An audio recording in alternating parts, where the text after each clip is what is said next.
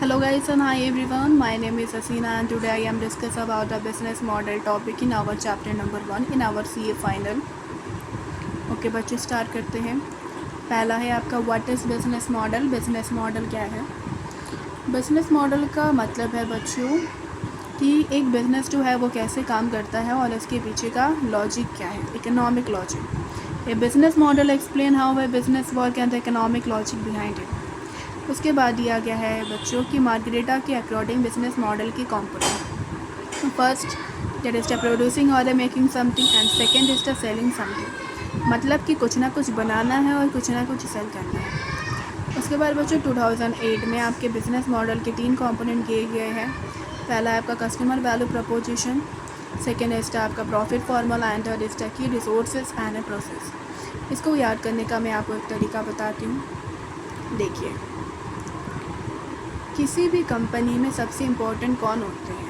किसी भी कंपनी में सबसे इम्पोर्टेंट उसके कस्टमर होते हैं। मतलब कस्टमर की वैल्यू सबसे ज़्यादा इम्पोर्टेंट होती है। तो पहला हो गया बच्चों आपका कस्टमर वैल्यू प्रपोजिशन। उसके बाद कस्टमर है, कस्टमर की वैल्यू है, तो वो कंपनी क्या करेगी? उस कंपनी में प्रॉफिट होगा। क्या होगा? वो कंपनी प्रॉफिट कमाएगी। तो second is the profit formula. उसके बाद कस्टमर है, प्रॉफिट है कंपनी में, तो कंपनी को और किस चीज़ की रिक्वायरमेंट है? कंपनी को रिसोर्सेज की रिक्वायरमेंट है कि रिसोर्सेज के अकॉर्डिंग रिक्वायरमेंट है जिससे कि वो आगे प्रोसेस करे और कंपनी चले और कंपनी को दोबारा प्रॉफिट हो। तो किस चीज़ की रिक्वायरमेंट है? की रिसोर्सेज की एंड प्रोसेस की। थर्ड हो गया आपका की रिसोर्सेज एंड प्रोसेस। तो पहला है बच्चों आपका customer value proposition, second is the profit formula and third is the key resources and a process. उसके बाद बच्चों आपका 2013 में क्या है? 2013 में बिजनेस मॉडल को नाम को चेंज करके हो गया आपका Osterwalder business model canvas, नाम रख दिया गया। अब और ऑस्टर वाल्टर बिजनेस मॉडल के 9 एलिमेंट होते हैं। ऑस्टर वाल्टर बिजनेस मॉडल के कितने एलिमेंट होते हैं? 9 element. 4 element is pertaining to the cost and 4 element is pertaining to the revenue. आपको ये याद रखना है कि कॉस्ट कौन कौन से एलिमेंट कॉस्ट से पर्टेन करते हैं एंड कौन कौन से एलिमेंट रेवेन्यू से पर्टेन करते हैं, और आपका जो कौन से एलिमेंट किस चीज़ पे फोकस करता है। ओके बच्चों, देखते हैं। 4 element is pertaining to the cost. 4 element आपके कॉस्ट से पर्टेन करते हैं। पहला देखो, की पार्टनर, की एक्टिविटी, की रिसोर्स। दोबारा बोलो मेरे साथ, की पार्टनर, की एक्टिविटी, की resource and last is the cost action. यह आपके कैनवस में राइट साइड में आता है, that is the on right में लेफ्ट साइड में आता है, on left side of the canvas.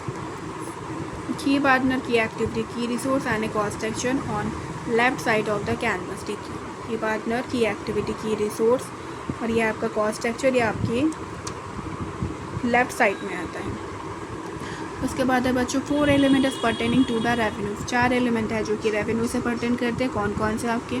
देखो, कस्टमर रिलेशनशिप, कस्टमर सेगमेंट। क्या है आपका? Customer relationship, customer segment. उसके बाद चैनल और लास्ट है आपका रेवेन्यू स्ट्रीम।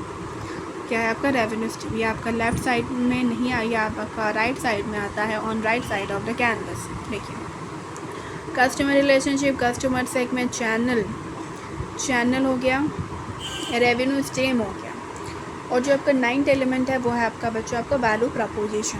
क्या होता है आपका? Value preposition. अब आपको हमें देखना है कि कौन सा एलिमेंट किस चीज़ पे फोकस करते हैं। देखिए, की पार्टनर, की एक्टिविटी, की रिसोर्स, इनका फोकस होता है इंफ्रास्ट्रक्चर पे। इनका फोकस होता है कि इंफ्रास्ट्रक्चर पे।